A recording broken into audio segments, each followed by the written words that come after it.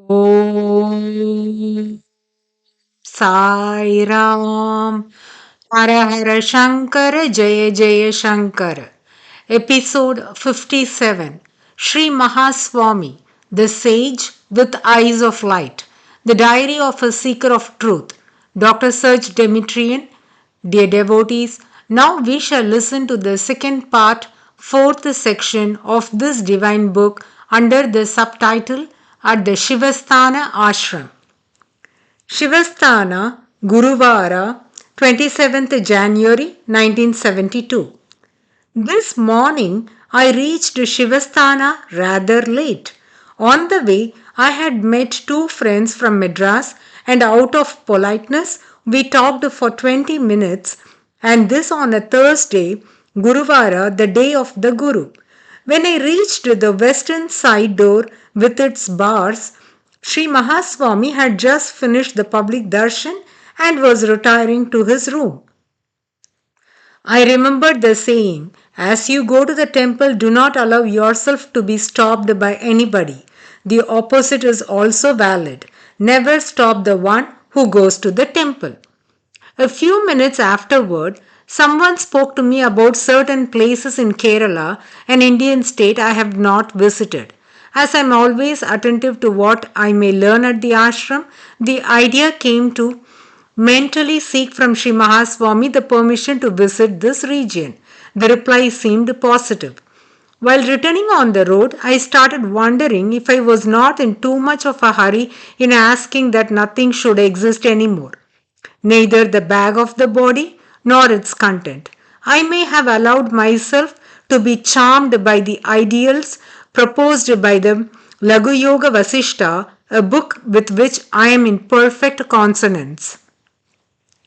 Am I not cheated by some subtle pride whose aim is to hastily destroy me by obliging me to breathe an unduly rarefied air? However, by what caprice this small person who I am has been explicitly picked out from the mire of the world, washed attentively, and so carefully arranged internally, I must continue then and trust Sri Mahaswami. This afternoon, the weekly day of the Guru, that is Guruvara, demanded that I returned to Shivasthana. It was also a Pradosha Kala Puja day. Sri Mahaswami came slowly outside and started walking almost undressed in the narrow southern yard. Then he took his bath in the large bronze sheet tube. I could touch a few drops of the water used by him, which meant for me that I was purified. A friendly assistant even gave me a minute ball of Ganges mud, which Swamiji uses as a soap. The Pradosha Kala Puja started in the hut, while I stood alone on the southern side and quietly meditated. At the moments when I hesitated, and only then, Swamiji accompanied me by a discreet cough signal or by striking the ground of the hut with a stick, things he never does otherwise. Round 8 p.m., Sri Mahaswami appeared, as per his habit after Pradosha Kala Puja. He had turned a switched on pocket lamp towards himself. The left eye was shining, solitary, with a straight, precise, penetrating glare. Swamiji seemed to me as if changed by the ritual he had just finished, a tree of luminescent coal made of black light. When the faint beam of the torch touched his face and his clothes, it showed dark red patches. Then he withdrew to a corner of the yard and huddled there on a low wooden stool. For me, he was beyond what is ordinarily called a man, as he had long since bypassed the human condition. His form was merely a pretext, concealing his immense internal reality. It was only by a supreme act of will that he still accepted to wear a human aspect. I contemplated him without fear. He was not a stranger to me. Kanchipuram, Friday 28th January 1972. I have already started preparing for my trip to Kerala. When the blessing is with us, one succeeds in whatever one attempts. I proposed to leave on the coming Sunday from Madras. I started for Shivasthana by 5 p.m. in a good mood, even slightly dreamy. As soon as I crossed the Vegavati river, it was as if Sri Mahaswami would be there to welcome me as usual. After 100 meters, all of a sudden, I perceived a sort of obstacle, a stinking air. Hardly did I pass the turn that I recognized the round face with small slanting eyes, the round head similar to a chess pawn of an individual from Madras, an enemy who bears a grudge against me. I do not know why. His blackish purple skull resembled a piece of raw liver as it had lost a certain golden hue that once characterized it. It was then from him that came the stinking mud that was trying to frighten me, to blind me, to paralyze me. In my despair, I called on Swamiji, but to no effect. The sinister influence blocked my capacity of visual recall and even the facility to call the name of Sri Mahaswami. I was only capable of entrusting myself to that which I am in my deepest reality. The result was immediate. I felt protected, and in a few minutes I was completely at peace. I chose to ignore the group led by that individual and started my usual pradakshina round the hut and the temple. I utilized this interval to reflect on the advice given to the seekers of truth, namely, never quit the name and the image of the chosen deity. To keep them with unfailing attention in the forefront of one's mind is the best protection against this sort of occurrence. After the departure of that person and his group, then only Sri Mahaswami, who sat in the narrow southern yard, started to deal with me. All the visitors had left, except one or two who could be considered as a safety screen. For if I stay too long alone in front of Swamiji, it could shock the traditionalists and might even cause certain visitors to be jealous of what they would take as an excessive attention paid to me. While Sri Mahaswami was performing the evening ablutions, he kept me in front of him at the opening of the well. Then he directed me to walk another round, and on my return, he took charge of me once again. He blessed me with his danda, his eyes, his hands, and his feet. I noticed the lightning in both his eyes. For a few minutes, I stood alone in front of him. He undressed me and stripped me of everything: flesh, organs, bones, mind, ego.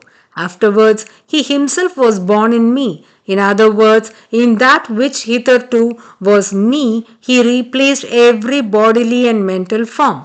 I felt it much clearer than in other similar instances, as it was he who was breathing in my place.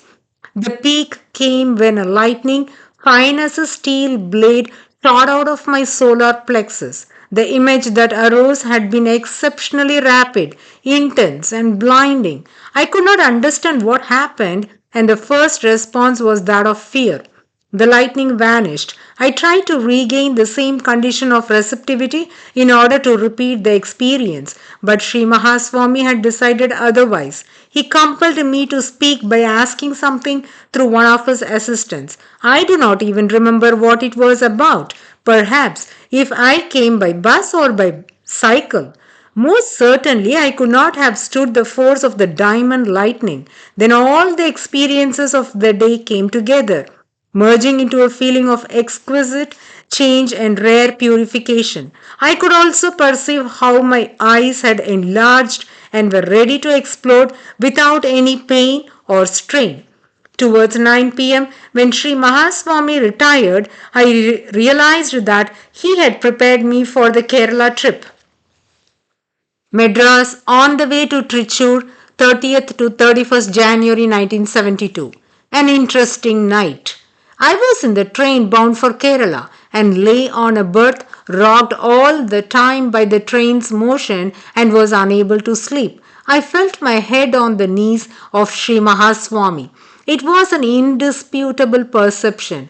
I felt the heat of his body, the specific odor of his drab orange robe, that was tickling my face and my ears. I could observe him looking at me from above like a parent who watches a little life on his lap. This gave me an unspeakable happiness which permeated my whole body, for I had not known the loving caress of a mother. However, it far surpassed the happiness of an infant. It was the feeling of being reassured by Swamiji and being prepared for that which has to come. Though the sleeping boat, even in a first class compartment, was uncomfortable and too short, Indian trains are rather ascetic, as the stresses on economy, solidity, and ease of maintenance, it was possible to take rest. Along with this was a clear feeling of nervous calmness, neither headache nor muscular tension, nor irritation of the mucous membranes. I woke up by 4:30 a.m. and my morning program of japa and meditation was over before the other persons of the compartment woke up.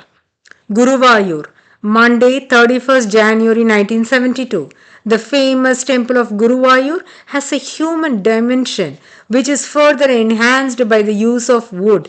It has no resemblance to the immense edifices in granite in other places that seem to have been erected mostly for the glory of kings and priests. The central sanctuary looks so much like the old wooden Romanian monasteries that it would be hard to tell them apart.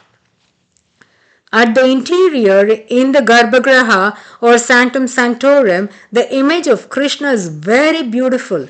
A child of 6 years old, gentle and smiling, bristling with joy.